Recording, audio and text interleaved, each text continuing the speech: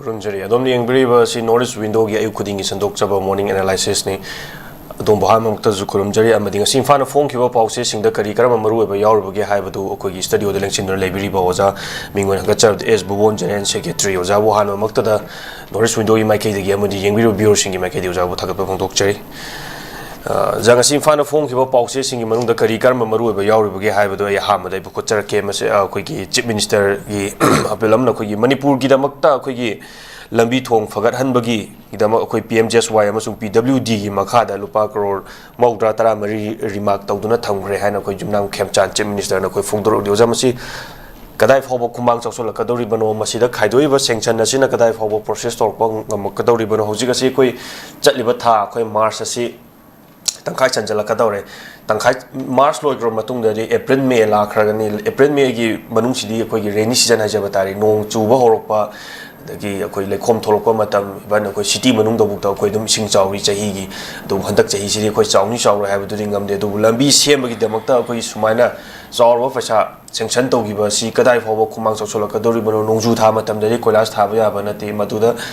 thadaba ya de ha mongda thaba taraga sumadu long lasting ni kasu oiroi ngarang na da koi koilas thare haina koi mai lambi gi mayam lambi phungang na kiba du koi samuro gi koi machu hol mapa da koi lepre side am tharaga side am tha da bida adum gari thaina bada nuai taba koi gi khetna ba masi ju yaw da bana te koi gi lambi sema gi matang na koi sanction tawre haina puthokna riba si gi matang si kadai phaw khumang chokchola bano ha bido ja am kari mo thambi ningo sa RAKESHWAR yam maru ba area ninga sigi ko na an ma kada Norwich window gi viewers sing kai kono thamjari ya ko bawjen pijari nga sigi news analysis ki saruk amoina manipuri communications roads ko civilization chakot pada quality maru ba se transportation ni aduna aikoida inland water lakes amatama da hariba kano mayam je turian gumba karingo mayam sing sa highway weramini ko aduga singna akoi lambi highways ko state highways mayam la pani lambi thong patragadi kunai ma leiba ma chakot pasi hoidi malem da chakot liba punamak se lambi thong yam nungai ba haibani aduna lambi thong nungai taba mayam na asina maram oiragani akoi da chakot taba amadi akoi marakta leiba unity integrity ba kairi ibase daga manipur gi singtam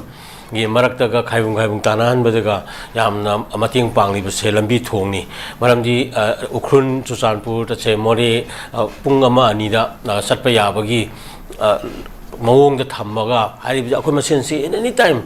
facility myam ni phangminna ba si la agadi akoi unity integrity aduga akoi mindset samin thangmina ba mayam ba si akoi develop tor kan akoi se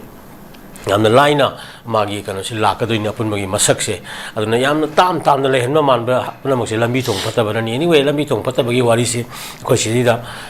yam sang ba aso issue ma werakle oidunu chu la even mayai lambi gi eta tori je mayai lambi ji phana phajana koilas tharaga su mani pupu wa eta mayai lambi bu palaga di lambi phata bagi symbolic ko absence of governance ko negligence of governance government ki kano do adu ulli bani maramaduna aso sen pham ma honorable CM no lauthok pasi kwaidagi phai adubu samane he lauthok kana thabak one tawbugi sing matam leitaba dagi matam bhajana tawbunga moidabagi mo mayam leiba ko pase aikoi adum masidu challenges amani aduga sengna khoida even national highway gi hojik leriba condition state highway gi leriba condition to overall project ta highlight tawraga leiba simdi yam chong leire ko alagi yam chong kai thu e na sum la ko sida manipur miyam ni experience ta koi atang ahong bom la aning ji atai ke sunata ba alagi foundation stone miyam yung ba alagi phaja project lauk thok pa tawrni habagi kanu sida adom ngaur ga leijaba khunai ama agi film ta thamba aduga singai tawre singai nale singai phajare habagi kanu chu leiba tawri ba khara chu miyai lambi gi hojiki masusin ma ona tangkhai am loisangre haido adi khongna ma kanu nalaga khongna ma motpagi mong adi kamai chatoino habani da nam ani gi kanu do ya athuba sigum basi amna ya kanu miyeng changan ningba aduga thabak torko matamda yam ningthijana miyamna phaine haibaduma kano ma lehenba ko aduga akoi gi mindset miyam gi kano ma leibase ikudam mai torkoda tori bu khom je simdi phani ga na haibarom da yam kana khanba ngamdaba miyam singsina tawthorko matamda tongna bagi adagi ama tongna bagi honna bada nghala ga koila set pani khangdi amani khangdi tawraga adum lakpagi habit amkhak kana miyam thajada bumkhak leibase masida mamang da haukiba quality maintain tawdabagi kano jina akoi gi thoan bani ana sigum si gi ahong basi su gi yamna promising oi ba haiba tare akoi gi honorable CM na lead tawriba period asidadi atang ahong masi purakani ai thajabasu phawi ago masi athu matamda kano hena practical approach ta sangjala kanda ari 100% pham masi yam niyom chumna ko akoi gi paikhat pagi kano miyam na uningi je ka up to that miyam gi support adegi mindset ma miyam da leiri base ningthi jana sima ko dong man da ba khara le kai dong man ba hai gi bado nong jang chu bada nong sa tang sa bada madugi the Sarakta, Namdaba, Kotaba, the potholes. The popular wherever the potholes, my arm singer say. I don't know, Sigmagi popularity is Krahandan, but Miangi mindset, a government say, Kradi Painiga and a high bigi can say, Hojipogi, Canada, Andres, our people laying in Maraxida. Saya tahu but tahu kerana tu so yang quality maintain tahu kan miam tahu sebab pira kanda kalau ayi tahu kan ini kali, atau macam dah aku yang encourage tahu sih orang pun siam gitu se, but tar kanda kau yang kerana lerga kamu semai laut hoki pun tahu tidak kan ini bagi kan orang tu lak pun tapi tu yang atau macam dah tiada macam gitu peri orang suwoi pun ina aku war footing dah orang kasi quality maintain tahu kan tahu tahu ni semai tangge kau. Jadi aku lambi thongi matang na koi hai batara ga koi infan area kitang koi city ga khar nakna area da di adum process adum phajana khongya na adum changchil hai batari ko duga infan gi kitang kilometer kunthra ni phu lak kiba se lai koi kakching district ki manung chana laiba wo gai tu sugunu gi lambi si koi lambi siam ba horani haina akoi gi jaga du ko liba MLA amana saman koi gi GCB sin naraga koi lambi Kothoga koi flag up tawraga koi lambi semba horani haina koi press media da amadi paw da paper da kyam so koi phong khre handaki kui jingai momang da koi adubu mayam gi asa da di mayam na khorang ngai ba koi gi wobai tu sunu lambi se semak pa horani haibagi hogre koi lambi thugai ba hore haibagi koi nong matam khara gi chatna ba matam da koi lambi semi bagi nungai tabal lerga su lambi sema haibagi harau bu di masi phau da banati phauri bani adubu kothomi ba jaga adu koi lambi semba horani haina koi media da kotho iba media da so to giba jaga do koi hojikti jaga du ma haitare koi polhon oina leram badagi adu menjan gare adu mayam khali jina plap thugai ra koi lambi semak kadra haibagi process ta khalu bane adu hojikti polhol oina melaga to khre adu koi khabar da paw dadi lambi semba horani anoba mong da sema ani haibagi da man da foi flash to khre adu lamdam dugi Hyderabad da leiba praja singi wakanda di akoi lambi je semani anoba ma uwa phangani habe wakandi masi khaluda banate adu hojik oiraiba process siga hojik mafam dugi akoi na chatuna sum yengoba yengjalu matam da khoi gi chathagi matam khoi sugunu yorom da khoi wapok pi jaga da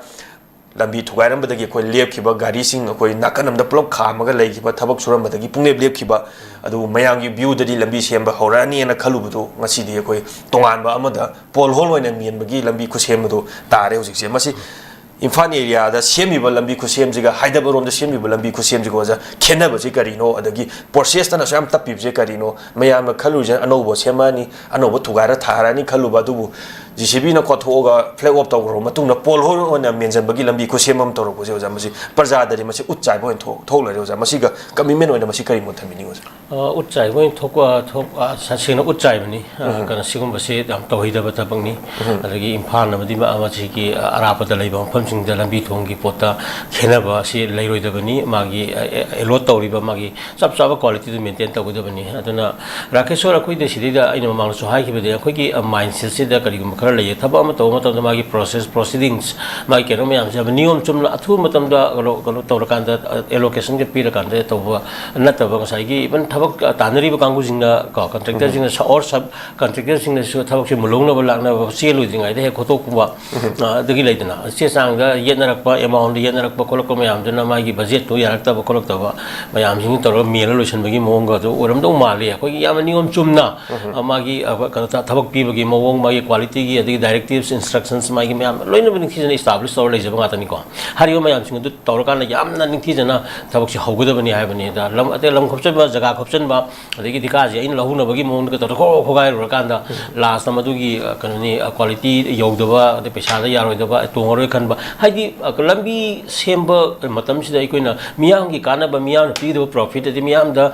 development दा अदि मागी marketing दा अदि trading दा अदि तोंग तोंग अना लायेंग बदा करि अदु केमते अचौबो कनोमा लाकदौदो अदुगी मियेंग दा ओइना चंगद्रे हाबनिदा ngasai kano se kano paisa phangba profit adagi madagi ina kholongno bagi concept lomda yamba sumsat khibagi kano se masigu mindset se ko yari makai ko review to busangi aduna yari makai lambi thonga se ko gi hakchang se liba kano ni singli nauri I khongni haiba tai ko aduna hakchang gi singli nauri myam sing se फत्रबदी सेंग्रबदी अफब हक्सांग से सोय ओइबा यारोय अदुना the very अवागी lump अखोइ लमदम इमा लेबा हाइजिनिना और fatherland इपा लेबा को सी हक्सांग अमनी को माने Imangi कनो लौरी मिना हक्सांग जी मनुंग the लेदिबा लंबी थोंग मयाम से मसी अखोइ सिंगली नाउरी मयाम सिंसिनेना अखोइना लौबगी वाखन से मसी अखोइ लेगदबनी कॉन्ट्रैक्टर जिंगी वाखनदा अरगो सेंगना मसी की इरम नाला सिंग से अखोइ चेलेबे इसेन मयाम सिंसिने हारगा लुना लाना थंबगी मयाम सिंग से stake development in all aspects द मसीना मागी सर्विस तौरकदोरी ने हाबनिदा मदुई कांसेप्ट की माइंडसेट तो अखोइगी ठेकेदार मैम सिंगसिदा अदुगा प्रजागी अकोइबगी मैम सिंगसिदा मदु सेलहनिंगी अदुना यामना कलदि ऑफिशियल सिंगसिदा अकोगी यामना ममुत ताना मागी तगुम तोपा सैंक्शन नत्रगा मागी ओरिबा एलोकेट तगुम तोपा डायरेक्टिव्स अदगी माई अमाउंट याम क्लियर ओइना कर चथरबिबा अदगी देन ठेकेदार जिंगना याम कमिटेड ओइना मागी ओइबा तंगाई फदबा प्रॉफिट अदम यावजेबा पोतो मदुदि एन्जॉय तौबा देन क्वालिटी मेंटेन तहुबा अकोगिना सही फादबी खोतबगी याम नुंगाइतबा लेदना अदुना सिंग मैम आई खतंगी पैसा पारगसु यारोय अदुगा आई कन खतंग चाखोलगसु यारोय मरमदना ओवरऑल डेवलपमेंट तो मतमदा कन सिटीजन खुदिमकी अदुगा सेक्टर खुदिमकी मियाम सिंगसिना यामना अलर्ट अटेंटिव एंड सेंसिटिवनेस मागी सोशलाइजेशन युमभम मोरकांदा कोगी रेस्पोंसिबिलिटी जे लहोनिंगी अदुना मदु लोमिनसी अदुना अरापद इम्फान द करिदा कन तोबो इवन इदन नंगरांग नहानदसु दम थोइदना डीएम यूनिवर्सिटी की गेट कोम तौथोगा like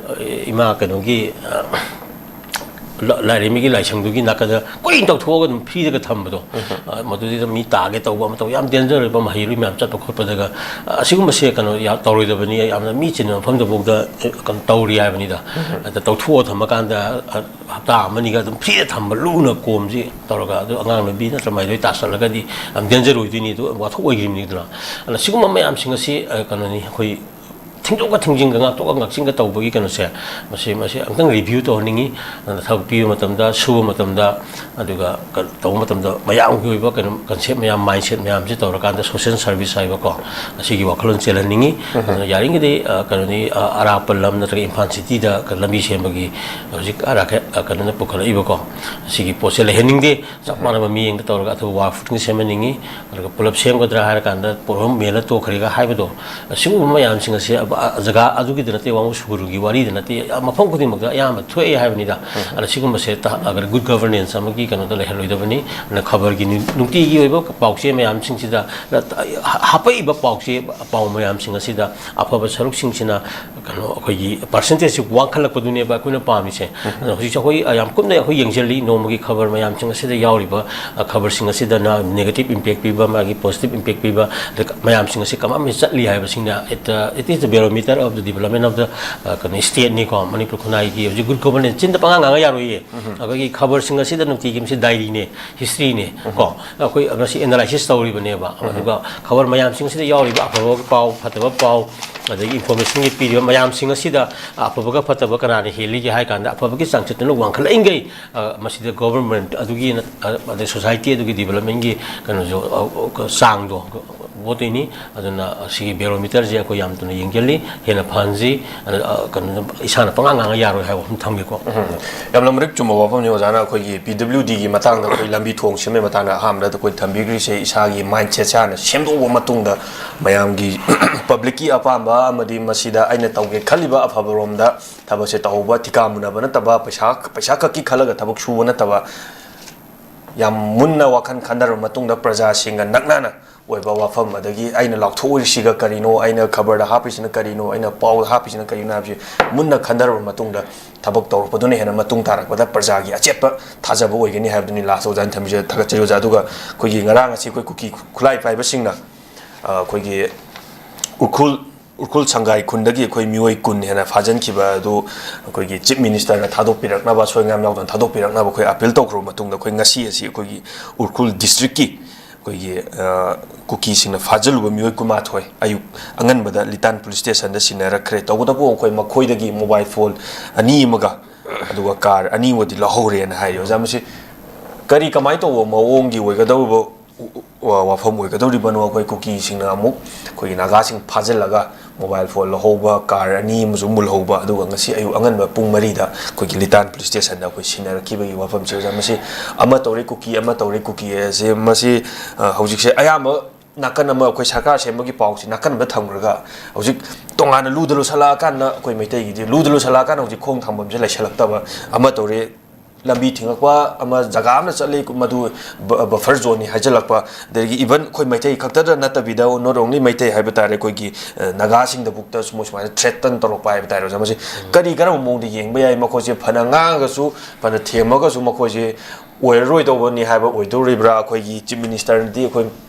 imphal da anaba yengba la ko matamda dagi koi host bazar la ko matamda aso open nanghaloi madugi risk to madugi responsibility do state government koi responsibility logoni na gadi yam phajaba mong da koi lauthoki adu hauji kasi kui kui dena koi ngarang gi phong sario pau si da makoi na naga phajale naga pharo matung na ngasi ayuki angan bada thadoro ga su makoi car anim la hore mobile phone kharam phajalo makoi je haira su oiroi koi gi maitana sangom haibagi ta dum ta do river makoi je phana themaga su themi matik naw chawba haibadu oiradra jamasi kadai phawo yimgi be jamasi matang si Rakeshwar issue di maru iba manipur ki problem di sini aduna terrorism ki thabak singa se free hand thaba aduga hoi honorable CM na appeal tawre aduga thadore station sinar ekari pai tabudadi maduda magi punishment natraga tawri thabudu kari gino kamai tawno thado kan terminal lesson gi bagi kem tawroi kanana phai na kari no haibadu yang kan book tawbum changi aduna sigma mayam singa si government ki thabak ni awiti thadore haraga harauraga tawgi mong duni ado sigum si tawre da bani yani ki terrorism ki thabak taw si malemda khoi yadaba potni aduna hariyo posak singa si di kanoni hek tawga madu tawri myam tungo khoi gi punishment magi sabchaba justice civilian protection legada bani maram aduna hawjikti Rakeshwar siri da khoi ne uri base so far leisu leitaba ki gumba haiba tare ko si kanona khoi gi marak khulai bai sing mayam sing sina tawri myam se manipur demolition theory hai batare sahi lisang sinalari ba sahi lising mga taragi magi puari lejaraga lako manipuri gi oiba territorial integrity ko simayam si singnarak pot ama kangne masi thugai de ba yade hai baduni aduna manipur da indigenous peoples mayam se koi gi tripuri gi syndrome tripura da tripuri mut pagi kanu da sanghing riba samai tawduna masi gi da sama tabagi kanu ni akhoi si de launa ko na tawri myam se ko matang si da hoi demand ma taw matam da demand si koi adum kan tawba yai ki su kai de tawba di madu ama constitution gi makha da duga magi oiba human gi kano hai ba ko rights mayam sing si respect tor kan da magi tan gi niti niyom du tor tan ga da bani adu hojik lai riba kan kuki zo people hai ba tare moi gi kanu gi khulai ba kangu sing sina tali ba sidi magi oiba democratic ki kano demand not kre ha bani da chaos, violence, so far taking hostage when a layer kanda abduction of civilians mayam singa si tawra kanda demand si issues hinga ga lehan bagi kanum kha khoi da kanum moida adugi upayam khak sangjal iye boise mogi demand si maram cha de ju khange digi moina tawba kongkokti history mayam chu malang gi miyam ni aware hoire and then manipur si kai bi yadabani haiba magi masak ama totopa magi uniqueness ama lejaba through merger agreement ko ga lakhiba magi treaty gi makha da legiba state ama with territorial boundary ga loina sang khiba mayam singa se masigi na pot mayam singa si asuma mayam singa sida yaroi do posak to phangna bo hona bada maram cha ba haiba reason du di laitra bani na upay ama thira kan da adui juga na koi ta haiba sum jo adui juga tawbim leidana adamai tawdana enemy kan min se ama kan hukul group the violence makan civilian protection je masi laita bi the security laita bi the masi demand tawrage sine ba mi hat mi pun genocide jiri de thoki ki myam le dina ko samai to na ngarangi abduction gi potu la ibne ba no even Geneva convention kana malem gi international law mayam na yada ba pot mayam le ni the common article 3 of Geneva conventions tara hai ba kana mayam je miyam misam miyam pha ba ya kan to ya torture to ya de khote hari ni particularly article 34 of Geneva convention se machine ngasai hostage na miyam sing phazela thamba kan da kan to si ya de ga na hai bani even India is the unlawful activities prevention ta ek India ma sai ju lai jari bani si mayam sing si akoi Manipur ga ya enforce to de khura hang na security forces ko paramilitary forces ko mayam lai state forces lai mayam sing sina lai malem gi international law Geneva conventions ki civilian protection and then unlawful activities prevention ek ki makha daga mai si fully akoi si endorse to kai dogi ai bani da madu tor kan da madu kap to do ni thak thak madu gi kan misam mayam se kan akoi kan gi dong ni ai bani da adubu hariba mayam sing se usna de ba sara kan da sai gi like akogi Manipur demolition theory the northern sector and southern sector central sector har kanda Manipur gi kano se kamai dong thugai ga gi haibagi adom mang lai expert mayam je paisa tolop chang chang to kanda khal lai ra kan to lai ra adom to re ba like Nagaland gi manung daga eastern Nagaland gi kano district ka pul kanda moida pi ba hoji tawri dana cha sigi modern ga ya tarak na man bagi kanum khak yam kana syllabus koi yam precautiously ko attentively mase koi yang chil hoguda bani aduga Manipur se something koi scholar expert me am participate tawji hygiene koi na si yaur kanda Manipur is something different from other states ko koi di kana Manipur se was not constituted under article 3 of Indian constitution na same given te si already pre-existed and historically evolved your poni aduna article 3 of the Indian constitution cannot be applicable to in cases of the territorial integrity of Manipur ga se koina considering guarantee am civil society organizations and the political parties and all sections of society all the indigenous communities nearly 39 communities mayam se masi pulla kanda kai do Manipur am ka bar constitution nga han budo madu ya khar hena focus to honingi aduga hariba maram cha da demand mayam se masi kano makatan thongum si ya ya ro de post da adum tho ka na misam yang gi punsi pikam nahan ba aduga kan saina phahol si kari gino hai bani da karo oiro do por am oiro do por am hena development to ba koi da karo hospital sabi wa bani kang de lambi thong aso ba highway sabi wa bani kang de airport sawa ai ba di any development gi apo education da so sector da in practice same hai bani kang de simo mayam ga demand to matam da kano we all are ready to extend our support ko koi lai ba adu machet maka gi ta ba ko mayam suicide noi ba kano simin na ga do ba mayam sing gi decision di yaro do pose maka ta na koi gi to do ba na phai and then authorities consent sing sina maleng gi ba law ko sai gi India gi lai ba law gi maka da sigo violent ba terrorism gi act mayam ja mase yam tu tu na dil to gi kano thaba pahal ningi hai batare okay yam mek chom ofan za do ga khoi mathang lak chani je khoi ngarang asi khoi khoirang wan kai then da khoi thoring da bo thongdo ima bil sing gi marakta da ge khoi satrana housing marakta asok apan khara sun nang khre khoi mikok thiba gi mayok ta khoi gi khoirang wan kai then da kongjan jangsin khre ngarang si khoi NRC gi matang da masi nyoi tara mari asok pan nang khre oja khoi lamda masi da khoi mitop khandok tri fawa khoi mikok thiba gi thaba asi chathaba yaroi haidon khoi phongdorok khiba si masi kari mutambi ni oja masi na tungi generation da kari kana ba lai kani amadi hoji hoji lai riba khoi gi chanari ba sing si da kari karam ba kholo pro bu lai riba khoi gi mitop khandok ti fawa mikok thiba gi thaba chathaba yaroi haina hoji se akan ma khongjang sang silak pa joja ngasi mu changchal oi haninga leite haying mu toroi haninga leite ngarang thoke ba thodok tu da khoi mioi tara mari micham tara mari haiba tare masi sokpan gi nang khreja masi kari mo tami ni yon yamna maru oi ba kano ya kano ni issue ni hari ba kano se mito mirancha akoi gi khanto o matung da akoi gi census tawda bani ko NRC tawra matung da akoi census tawda bani ka haiba mayam sing se khwadi gi maru ga poni malem gi miyam na magi leibak sing gi oi ba kano mayam sing se territorial integrity or magi population magi indigenous peoples mayam se masik ngak tuna thamna bo khonna ba chatna ba ngak tani malem gi lo na su ya ba poni ko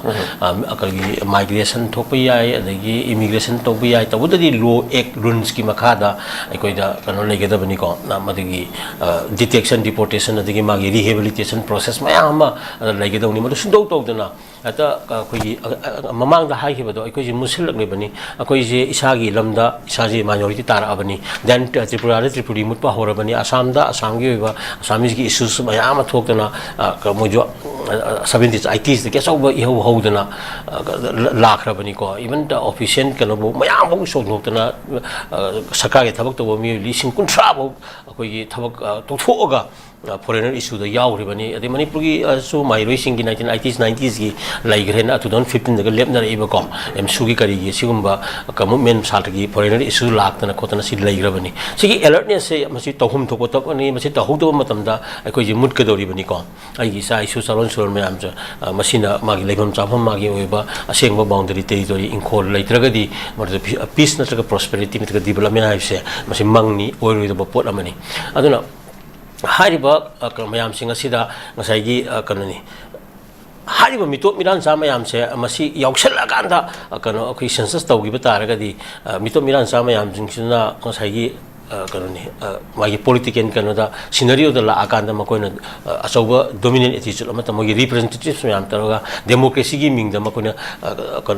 domination mayam la ka do ba na hanagi orba mayam se kaira ka do ha ba tare magi punsi mahing da kari da mogi khoina pun ta bana te mitop na kano to boje akoi nuai gi te na akoi british na akoi da run to budu akoi kesu pamgi bana te adagi mapan gi mi akoi kano run to boje akoi kesu pam bana te akoi di ningtam na laksa ba akoi gi ba isagi hoje ba early state constitution ga laidana then manipur state constitution 1947 ga laid haidi yamna civilized ken oida ko je lakshagi ba potni adubu hoji akure thoiba se rakeshwar like hoji ki malengi na middle east ga thoiba lan gi mawong duni haiba israel na haiba ko 60 lakh jews na china ga nai kai kai tar malen bu ja isai ga matung da wana mo khona jara kan palestine gi lamma ma jaga khara phang kan da maru bhumi da toraga people lamam toraka na israel jem kala inni pero israel gi wari so ko yamna impressive yam phai tawdadi israel na ma ki oiba kano settlement toraka da hitori role jidi ma sin region where ba middle east sagi kyau son bagi mayam le migi palestine gi lamda la ga saidang lam sema yare sema amuksu middle east gi mapu mu winning wa duna so america gum ga back toraka da malayam da khoi ba kano gi global police ki role am lawra kanda atai mi gi leitaba man ba leiba khasi leitaba man ba adu china ra siana yar ta dana tawri dana ko siga samane ye kano israel na ga palestine singjala kanda kano wana la aga su ko like ka khoi ko kisin gangu singina bangladesh natraga kano dagi myanmar dagi wana la e wana hinge hara kanda moi na popi tha dana ko tana ma tawdana di st gi kano sanga kanda ma khoi khara phakara ko tawre ha kanda moi na mu terrorism gi thabam la khola kanda esa koi ne advance ko re ga ina low chama ye tawije sigi comparative kanu duni rakeshwar ene thamningi je ko ana sigum se ya haloi do bani malayam ne yarak tabada gi hojik se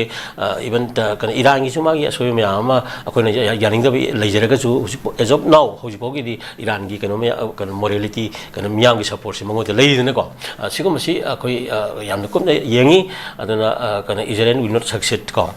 mana middle east kyau soli likewise ko ki jo pe panjingina kan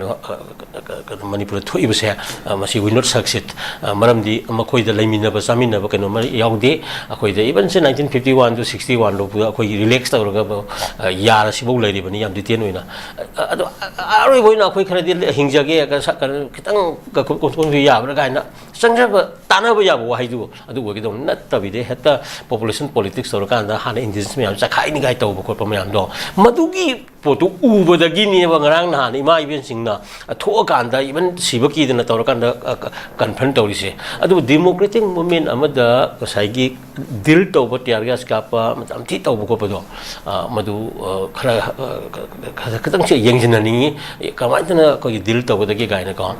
ya di hai ba gi mawng ma kan sungera langera ga government da irang thuk ba ya roi ga shanti rei ut ka dong ni asum ba ga loi thamjang ga dong ni ha ra kan da phuga ra thudi ga nai ga ra kan da matung ki han ba gi thabuk se masi ko ko koi kan section ga da bani adu ga masi di kan gi mia mi section community khar ga nate ima ibin sin nga sangjali ba ko mi top khan to kan da census taw ga da ni ha ba sing ba sing ba si kan khara ji yang ga dong ni adu ga den nga cm ga pi gi ba ikang sang tu e ko statement da nga sai gi even SIR kana special intensive review gi kanu ga se even si matung da kan mito kan census taw da bani ga na hai ba se ani jai mari kya lai ram dong man de adun khare hen detail oina honorable CM na ka myang expert myang ta na khona taw kan da ani gi kan si khara ju kan seng na pihan ninge na thami ko aina thamjuning bada maram di census hai si ga SIR si ga direct relations te laitaba laite na khale amana yamna kan nationwide program pai khala ka do po ni census hai basina all india gi ne ko manipur ka tang gi ka tawraga tawgodo bana de SIR asina kari mo particular detail kara infrastructure kara the housing gi kari ngarang on sem yaugi tawudadi ani do kana mari ren da po lam ne na khali aduna sing myam se koi gi expert myam sing na tanar kan phajana yengsalo kan da koi ka chathami na ja ba tham ge ko ꯑꯗꯨꯒ ꯃꯁꯤ ꯀꯔꯤꯒꯨꯝꯕ ꯑꯩꯈꯣꯏꯒꯤ ꯃꯤꯀꯣꯛ ꯈꯟꯗꯣꯛꯄꯁꯦ ꯑꯩꯈꯣꯏ election ꯃꯃꯥꯡꯗ ꯀꯩꯒꯨꯝꯕ ꯈꯟꯗꯣꯛꯍꯧꯕ ꯉꯝꯗꯕ ꯇꯥꯔꯒꯗꯤ ꯃꯁꯤꯗ ꯀꯔꯤꯒꯨꯝꯕ ꯑꯩꯈꯣꯏꯒꯤ ꯖꯒꯥ ꯖꯒꯥꯒꯤ ꯑꯣꯏꯕ ꯑꯩꯈꯣꯏꯒꯤ ꯇꯣꯉꯥꯟ ꯇꯣꯉꯥꯟꯕ ꯐꯨꯔꯨꯞ ꯂꯨꯞ ꯃꯌꯥꯝ ꯑꯃ ꯇꯥꯔꯤꯕꯁꯤꯡꯁꯤ ꯃꯁꯤ ꯊꯣꯛꯂꯛ ꯏꯔꯥꯡ ꯀꯔꯤꯒꯨꯝꯕ ꯈ꯭ꯔꯥꯏꯁꯤꯁ ꯊꯣꯛꯂꯛꯄ ꯇꯥꯔꯒꯗꯤ ꯃꯁꯤꯗ ꯍꯦꯟꯅ ꯑꯋꯥꯕ ꯃꯥꯌꯣꯛꯅꯒꯗꯧꯔꯤꯕꯁꯦ ꯑꯣꯖꯥ ꯑꯩꯈꯣꯏ ꯑꯣꯏꯒꯗꯧꯔꯤꯕ꯭ꯔꯥ ꯅꯠꯇ꯭ꯔꯒ ꯍꯧꯖꯤꯛ ꯃꯄꯤ ꯃꯄꯥꯅꯦ ꯂꯩꯔꯤꯕ ꯂꯩꯉꯥꯛ ꯄꯥꯏꯔꯤꯕꯁꯤꯡꯁꯦ ꯑꯣꯏꯒꯗꯧꯔꯤꯕ꯭ꯔꯥ ꯑꯣꯖꯥ ꯃꯁꯤꯝꯇꯪꯒ ꯊꯝꯕꯤꯔꯛꯎ ꯃꯁꯤ ꯀꯩꯅꯣꯅꯤ ꯂꯣꯏꯅꯃꯛ ꯋꯥꯃꯤꯟꯅꯒꯗꯣꯏꯅꯦ ꯑꯗꯨꯒ ꯃꯇꯝ ꯃꯇꯝꯒꯤ ꯏꯟꯁꯤꯗꯦꯟ ꯋꯥꯊꯣꯛ ꯊꯧꯗꯣꯛ ꯃꯌꯥꯝ ꯑꯃ ꯊꯣꯛꯂꯛꯀꯗꯣꯏꯅꯤ ꯉꯁꯥꯏꯒꯤ ꯄꯣꯄꯨꯂꯦꯁꯟ ꯑꯁꯦꯡꯕꯗ ꯀꯩꯅꯣ ꯕꯦꯁ ꯇꯧꯗꯕ ꯀꯩꯅꯣꯃ ꯔꯤꯄ꯭ꯔꯖꯦꯟꯇꯦꯇꯤꯚ ꯂꯥꯛꯇꯣꯏꯅꯤ ꯔꯤꯄ꯭ꯔꯖꯦꯟꯇꯦꯇꯤꯚ ꯃꯌꯥꯝꯁꯤꯡ ꯑꯗꯨ ꯈꯣꯏꯔꯤ ꯅꯥꯎꯐꯝ ꯇꯥꯗꯕ ꯃꯃꯥ ꯂꯩꯕꯥꯛꯅꯤ ꯈꯪꯗꯕ ꯀꯥꯡꯕꯨꯁꯤꯡꯁꯤꯅ ꯂꯥꯛꯑꯀꯥꯟꯗ ꯉꯁꯥꯏꯒꯤ ꯃꯁꯤꯡ ꯍꯦꯟꯒ꯭ꯔꯀꯥꯟꯗ ꯑꯩꯈꯣꯏ ꯗꯦꯃꯣꯀ꯭ꯔꯦꯁꯤꯅꯤꯅ majority carries the vote higher kind of decision making gi kana se makoina lor ka doibni adoi taragadi manipur gi afaba mayam singa sidi lor aroidana kana manipur gi indigenous furup kuntra tare ni papan hingminari masigi oba kana mayam se akoi gi kana laigadabani ga ji khalaroi ama bo mu bore akoina masi pan ga dogni ga na sai gi like Israel na Gaza da kai som tam tam na tawraga magi lejari ba khara duna tabi da magi expansionism am tawri idina adugi mong da tawrakanda hariba to miran cha mayam singa sina yaushal laga vote तौरगा मकोइना representative हेना कारगदी मकोइगी पोतु expansion तौरकाना मणिपुर योसला कांदा अतोप इंडिजिनस कम्युनिटी मयाम से मसी कनोते यामना कनो सखागी दुइने मंगंगी दुइने बा आई सार मंगंग दुइने दा अदुमकी कनो दुने बा कोइदा लाक्तुइ से सी मयाम सिना सोंग दुइ पॉलिटिकल पार्टी लीडर सिंग सु क्याउ सोला अनि को अकोजी कनोनी कन हिंदे अदबनिना का बाल मयाम अकोइ थोला अनि थोलको मयाम सिंग की विक्टिम दुदी सिविलियन सु वइनी पॉलिटिकल लीडर सु वइनी अगी मतम मतम की इशू की incidents to iba magi intensity and mode of the kano events ko magi active kano yam do yumpham oira kanda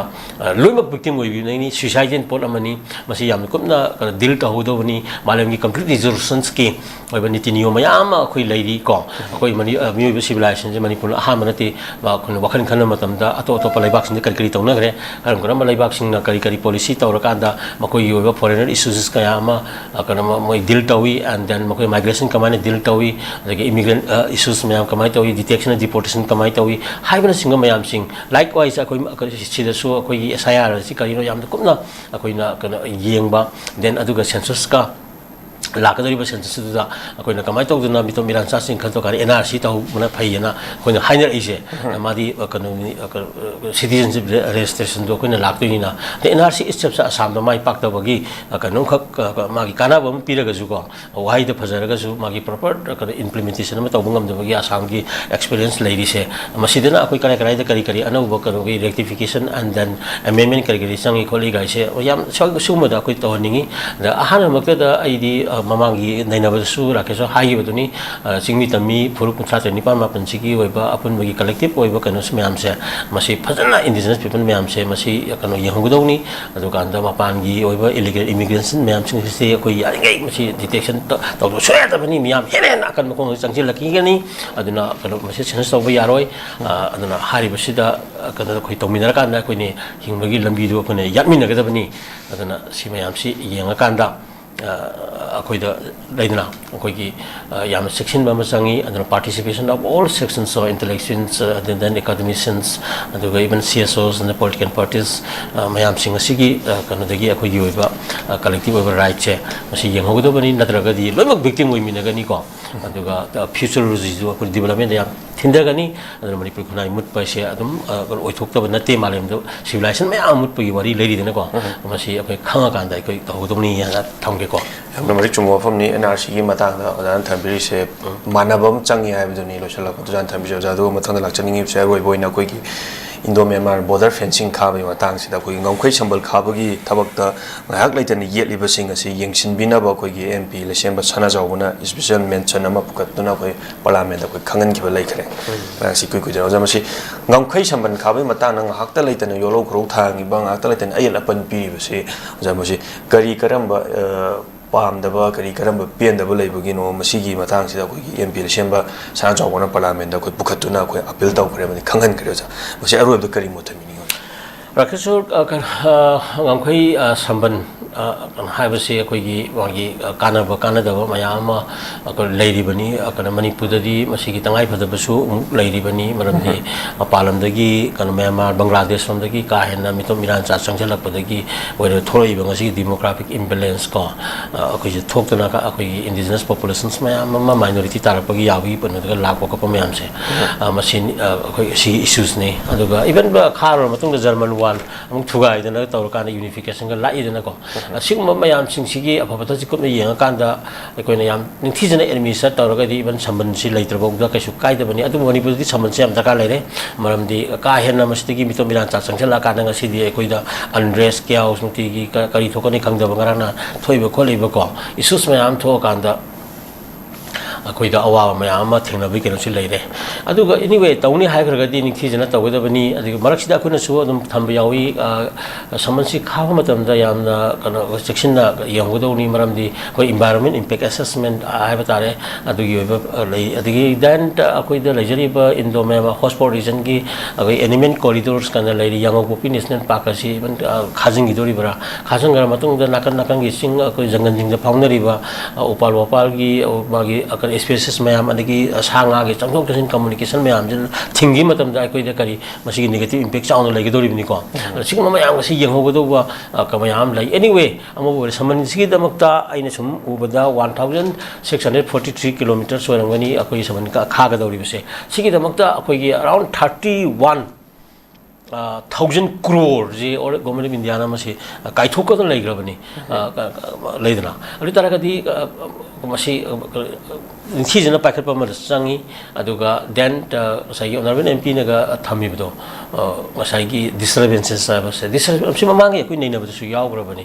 disturbance masi adum thenaga dawni problems and prospects challenges mayam se but now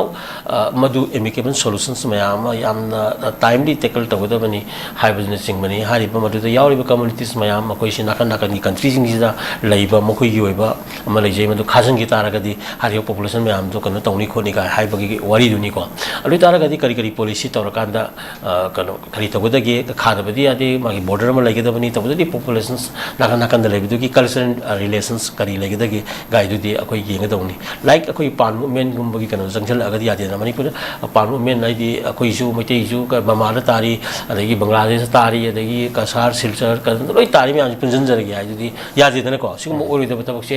tawgumjina akoi ma da sana jawi kari nganna piram me mayam akoi scholars jing janari aduga kari hujiksu mu kuki jin kangu jing jina asonda leiba kuki sona leiba kuki me ala punjal la kan da leiba semni ga haiba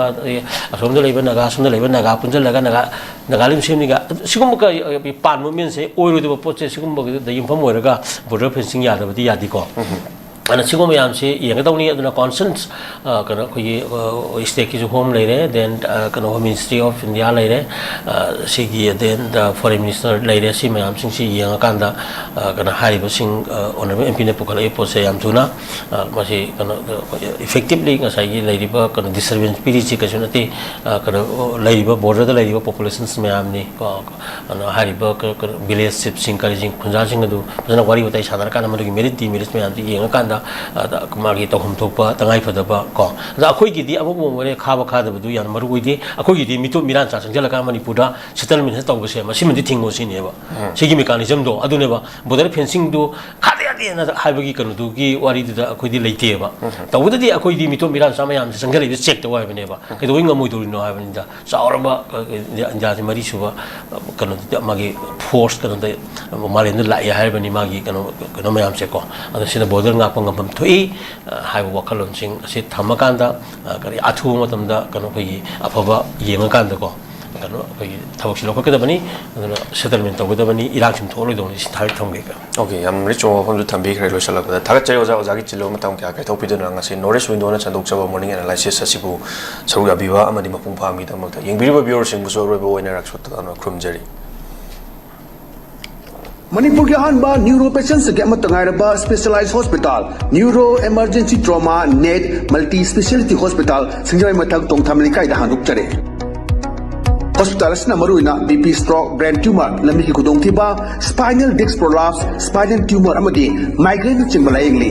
hospital असदा neuro की लायंग चंगबा अफब मखल की खुसु खुलाई अमदी machine Marang कायदे लई मसिना कोक मरी लेनबा तोंगान तोंबा मखल की अनाबसिंग निंथिना लायंगली लमदम neuro surgeon यामना तांगरिबा मरमना चिंगमदी अरापा मफमदगी Lakpa अनाबसिंग neuro surgeon उननबा होनबदा अवाबा क्या मायोंगदरी मसिदा सुनतना मतम थिंतना अनाबा लायंगना मरम ओरगा खुदोंथिबा क्या सुमायोंगदरी मसी पुनमक्तगी खरदो ओरबसु कन्ननबा doctor Parkinson Singh MCS neuro surgery AIIMS New Delhi ना मसामकी हॉस्पिटल असिदा पुंग कुनमरी लेना अनाबसिंग लायंगली हॉस्पिटल असिदा अताबा ममलदा लायंग मतनतना ओपीडी जनरल अमदी ICU bed operation medicine X ray अमदी लैब कमैली नबसु अताबा ममलदा फंगल्ली नसिमगनेशन बिरो अमदी खुदोंग चाबा सिलोबियो हेना कुबमरोल गिदमक हॉस्पिटल असगी टेलीफोन नंबर 7005534166 नत्रगा 8974572154 दा पाउ फबिरक यागनी नॉर्थ विंडो मिनिंग ताबिरिबा मयाम पुनमकपु तरामना ओक्चरी हौजिक मपालामगी थबकी पाव पिजरी अहानबदा अथुबगी ओइना दुबई वेयर हाउस वर्कर की थबक कौरी हाइरिबा थबक असी एप्लाई तौबिनिंगबा मियोइसिंगना presentable and good communication skill लेबेता नतना मसागी चही कुनमाथोइदगिना कुंट्राटरेट फावबदा लेबा ओइबिगदबनी हाइरिबा थबक असिगी पिजरिबा खुदोंग चाबसिंग अदुदी per day 12 hours duty hours oijagani per week ta 6 days duty oijagani 2 years work visa pijagani loinana accommodation and transportation pija batanatana medical and insurance su pijagani hairiba thabak asigi thagi oiba salary lising kuntare tagi haujagani ani subada United Arab Emirates ke driver ki thabak kauri hairiba thabak asi apply to winingba miyosingna Indian car license ka loinana Gulf ki license leiba oigadabani amasung basic English communication leigadabani हाइरिबा थबक असगी Indian licence पाइबीबा मियोइसिंगी थागी ओइबा salary दी लिसिंग यांखैदगी हौजगनी गल्फ लाइसेंस पाइबा मियोइसिंगी थागी ओइबा सैलरी लिसिंग यांखै मंगादगी हौजगनी अहुम सुबदा बेहरन वाटर पार्क की फीमेल रिटेल स्टाफ तरा कौरी हाइरिबा थबक असि अप्लाई तौबिनिंगबा मियोइसिंगना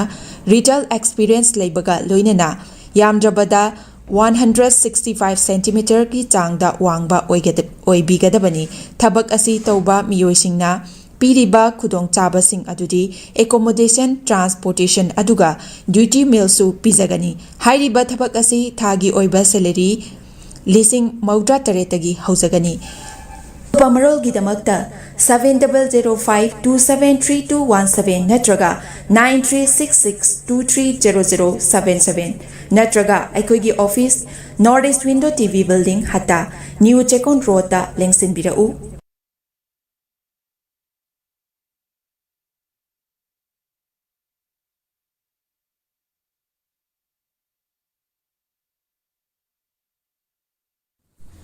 नर्स सिंगिदमक अचौबा अपॉर्चुनिटी अमा पुदुना लाक्चरी मदुदी हौजिक